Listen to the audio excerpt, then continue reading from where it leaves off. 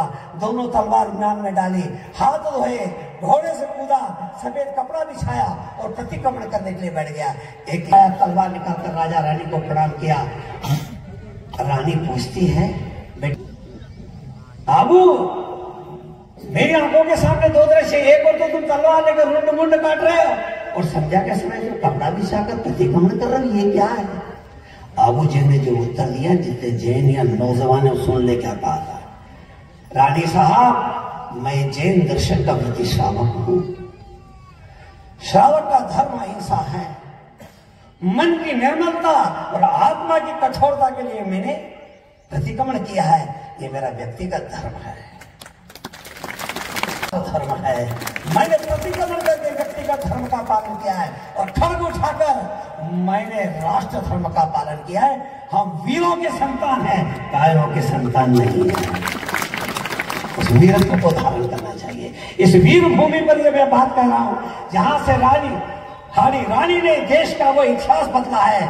विश्व में ऐसा उदाहरण कहीं नहीं मिलेगा जो यहां से सलोम्बर से निकलकर विश्व को के मैदान में 22,000 सेना महाराणा प्रताप की थी। 1,65,000 अकबर बादशाह की ओर से लड़ने के लिए आई थी। मैं लंबा वर्णन नहीं करूंगा।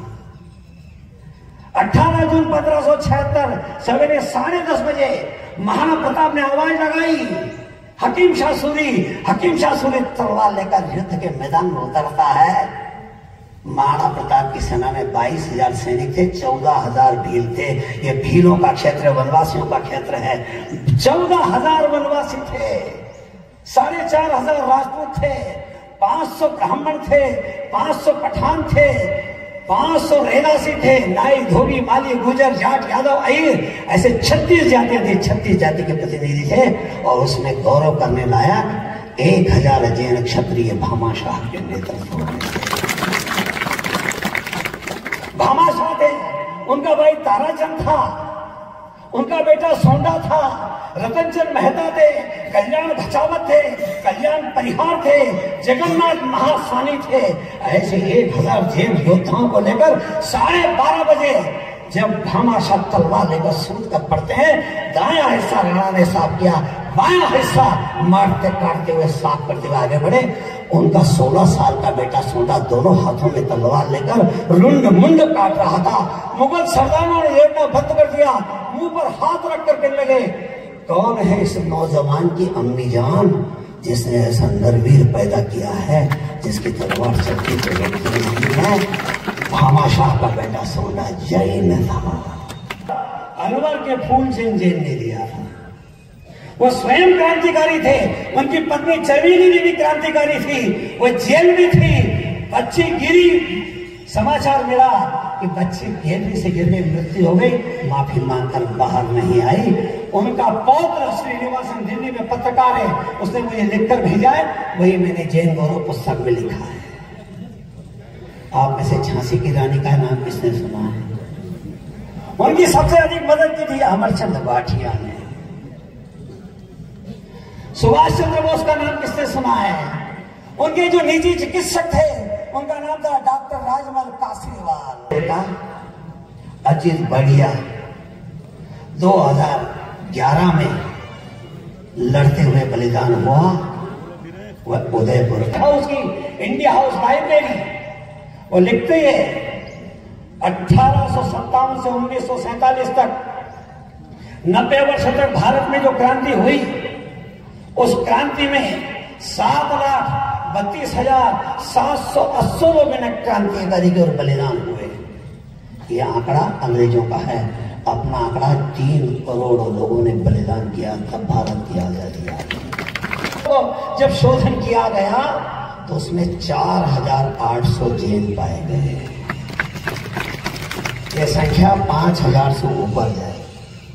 अभिनंदन लौटा दो। पाकिस्तान की संसद में वहां के रक्षा मंत्री के पैर कांप रहे थे, अगर अभिनंदन को नहीं लौटाया तो हिंदुस्तान पाकिस्तान पर आक्रमण कर देगा। वहां के सारे सेना नायक लेकर के अभिनंदन को बाघा बॉर्डर पर भारत की सीमा पर छोड़ने के लिए आए। जब पत्रकार दौड़कर पास गए, उनसे पूछा, अभिनंदन जी आप जब पाकिस्तान की सीमा में उतर के, पाकिस्तान के लोग तो बड़े क्रूर होते हैं, आपको भय नहीं हुआ?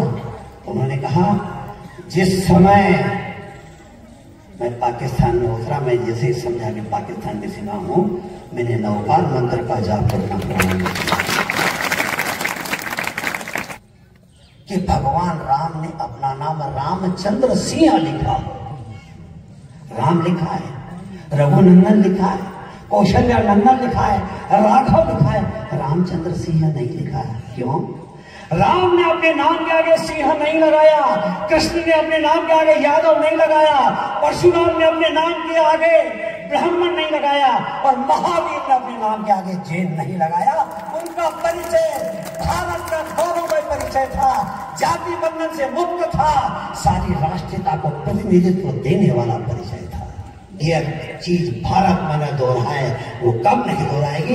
जब हम सब एक सूत्र में बंधे होंगे, तभी जाकर हम प्रतिनिधित्व देंगे।